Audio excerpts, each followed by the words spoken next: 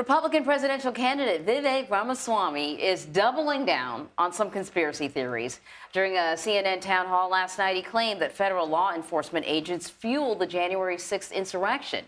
The 2024 hopeful also reiterated his call to end aid for Ukraine and said he would support the Supreme Court if it ruled to take the abortion pill, mifepristone, off the market. So CBS News campaign reporter Shawna Mizelle spoke with Ramaswamy last night. She's joining us now from Iowa. Good to see you, Shawna. Did you get the sense that Ramaswamy actually believes these conspiracy theories that he's leaning into, or is he just pushing them because he thinks that's what's going to appeal to voters? So that's actually a really good question. Now, Vivek Ramaswamy had written in his first book, Woke Inc., condemning January 6th originally, but as we saw in that CNN town hall last night, he really took a different approach. He's singing a different tune and saying that January 6th may have been an inside job. He's actually declaring it.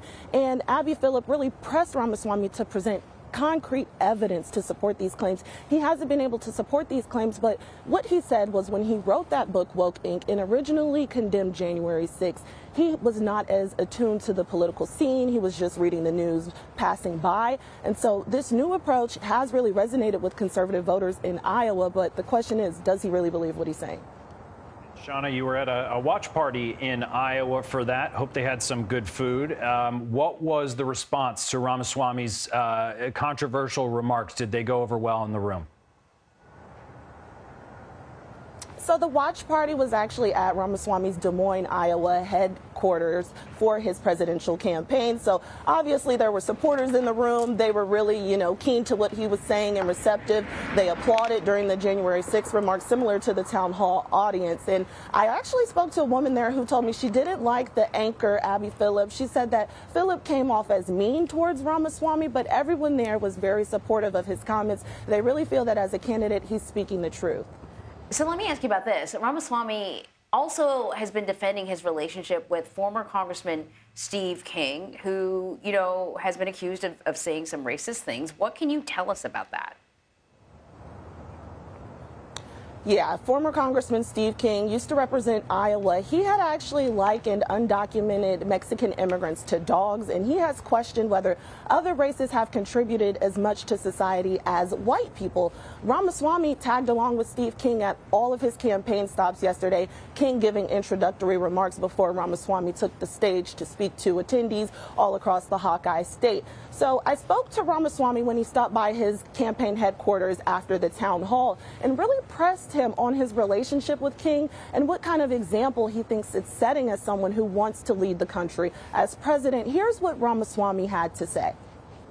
I did get to know him, and I have to say that my impression of Steve is that he's a good man, that he's somebody who deeply cares about this country, that he's somebody who has been misunderstood and misportrayed. And so I'm not going to take the media's narrative.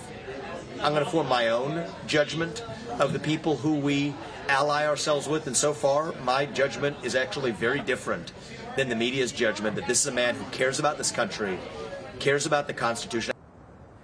All right, so, Shawna, if the watch party was at his campaign headquarters there in Iowa, obviously that's a kind of biased crowd, and they're going to be rooting him on. But generally in Iowa, with the voters you're talking to, how do they seem to be reacting to his messages and him potentially pushing conspiracy theories?